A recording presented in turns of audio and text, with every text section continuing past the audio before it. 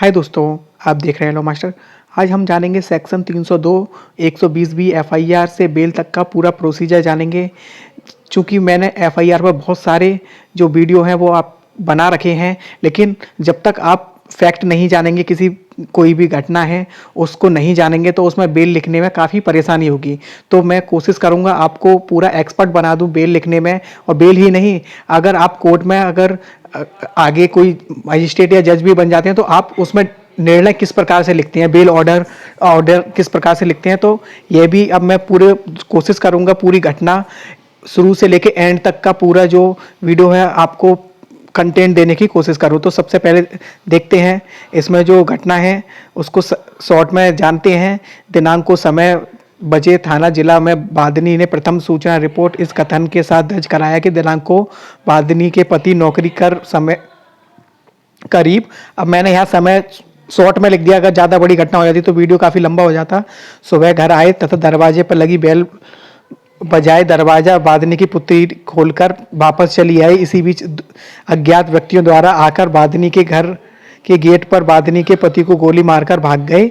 बादनी अपने मायके में थी। घटना की सूचना बादनी की पुत्री ने दिया तो वह प्रथम सूचना रिपोर्ट लिखाने आई और बादनी द्वारा प्रस्तुत तहरीर के आधार पर उक्त अज्ञात के विरुद्ध अंतर्गत धारा 307 आईपीसी में अभियोजन पंजीकृत किया गया।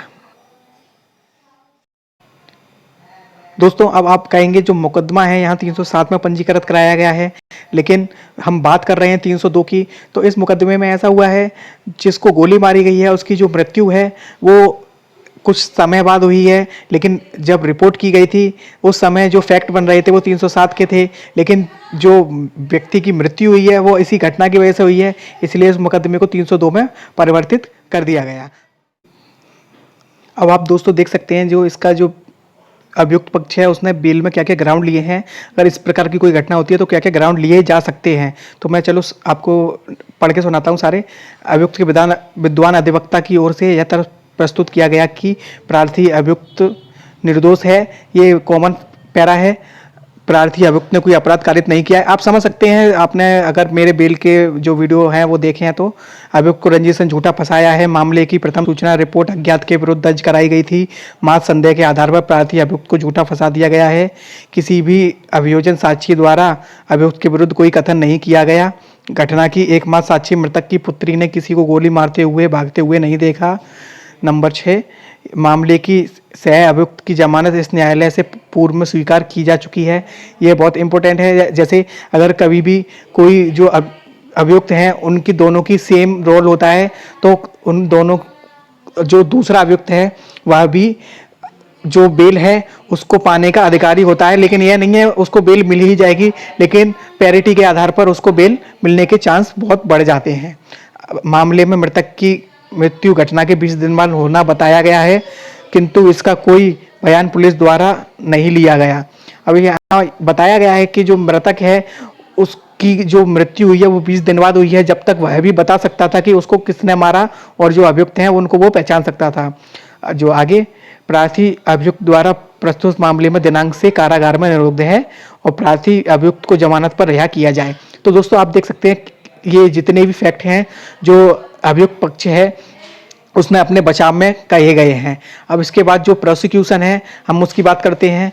विद्वान जिला शासकीय अधिवक्ता एवं मृतक के भाई के व्यक्तिगत अधिवक्ता ने जमानत प्रार्थना पत्र का विरोध करते हुए यह तर्क प्रस्तुत किया कि सह अभियुक्त द्वारा अपने अवैध संबंधों में विरोध उत्पन्न कर रहे अपने पति की ये हत्या अपने आशिक प्रार्थी अभियुक्त से करवाकर अज्ञात में प्रथम सूचना रिपोर्ट दर्ज कराया गया है तथा इस तथ्य का खुलासा सह अभियुक्त की पुत्री द्वारा अपने बयान 161 में किया गया है। अभियुक्त का लंबा आपराधिक इतिहास है जिसमें हत्या, अपहरण के प्रयास जैसे जघन्य अपराध शामिल हैं। अपराध संख्या, अपराध व हत्या के अपराध में अभियुक्त की जमानत माननीय उच्च न्यायालय द्वारा इस शर्त पर स्वीकार की गई थी भविष्य में वह अपराध की पुनरावृत्ति नहीं करेगा। तो दोस्तों आप देख सकते हैं जो प्रोसिक्यूशन है उसने कितने इन पर जो बेल ना हो इसलिए उन पर कितने सारे जो फैक्ट हैं, कितने सारे क्या बोलते हैं जो आरोप हैं वो लगाए हैं, किंतु जेल से रिहा होने के उपरांत ही अभियुक्त ने अपराध कारित कर दिया। यदि प्रार्थी अभियुक्त को जमानत पर रिहा किया जाता है तो उसके द्वारा अपराध की पुनरावृत्ति की जाएगी और जमानत पत्र खारिज किया जाए। वर्तमान प्रकरण में आरोप अपराध की प्रकृति विवेचक द्वारा एकत्रित साक्ष्य आरोप अपराध के लिए दंड की मात्र इस मामले के समस्त तथ्यों एवं परिस्थितियों पर गंभीरतापूर्वक विचार किया जाए। तो दोस्तों आप देख सकते हैं, आप कोई भी जब कोर्ट में पहली बार जाता है तो जब वो दोनों पक्ष को सुनता है तो उसको लगता है पहले अरे अभी ये सही है, जब वो दूसरे पक्ष को सुनता है तो ये सही है। तो ये जब कोर्ट है वो सब जानती है उसमें क्या डिसीजन देना है। तो अब आप जब देखेंगे, मैं आगे पढ़ के सुनाता हूँ। पत्रावली के अवलोकन से विदित होता है कि मृतक का गोली लगने के बाद लगभग 20 दिनों तक अस्पताल में जीवित रहा।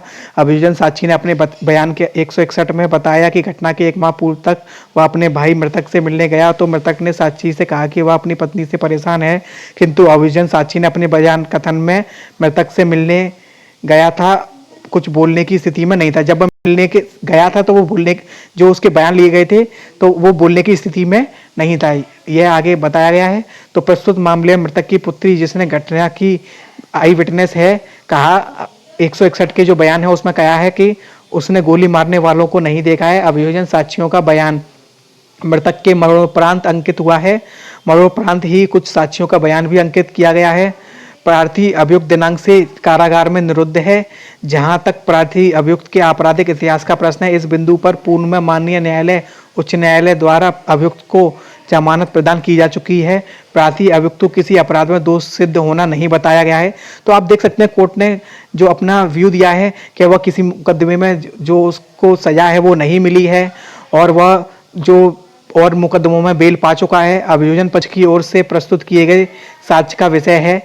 जो अभियोजन ने अपने जितने फैक्ट दिए हैं वो एक साक्ष्य के तौर पर यूज किए जा सकते हैं, जिन पर इस स्तर पर कोई निष्कर्ष दिया जाना उचित नहीं है। ये कोर्ट ने अपना व्यू दिया है। अतः प्रार्थी अभियुक्त द्वारा कारागार में बिताई गई अवधि व प्रकरण के समस्त तथ्यों परिस्थितियों को दृष्टिगत रखते हुए गुण दोषों पर कोई मत प्रकट किए बिना न्यायालय के मत में प्रार्थी अभियुक्त को जमानत पर रिहा किया जाना उचित प्रतीत होता है। तदनुसार जमानत प्रार्थना पत्र स्वीकार किया जाता है। तो दोस्तों देख सकते हैं जो कोर्ट है उसने दोनों पक्ष को सुनते हुए जो अभियुक्त है जिसकी बेल लगी हुई थी कोर्ट में, उसको जो बेल है वो ग्रांट कर दी। तो आगे जो है उसके जो कोर्ट है जो बेल किस आधार पर मिलेगी, उसमें वही के जो 1 लाख का जो उसको पीवी देना पड़ेगा, 2 जमानती देने पड़ेंगे और न्यायालय की संतुष्टि पर निष्पादित करने पर अंतर्गत धारा 302 120 धारा जनपद के दौरान मुकदमा रिहा किया जाएगा। यानी कि अगर वो ये फॉर्मेलिटी पूरी कर देता है तो उसको बेल मिल जाएगी। तो दोस्तों आपको ये वीडियो कैसा लगा मेरे को कमेंट करके ज़रूर बताएं। और आप देख सकते हैं जब आपने पूरा फैक्ट सुना तो आपको कभी लगा होगा दूसरा वाला पक्ष सही है, उसके बाद लगा होगा अभियोजन पक्ष सही है, लेकिन जो न्याय है, न्यायमूर्ति है, वह जो भी है वो एकदम सही डिसीजन देती है।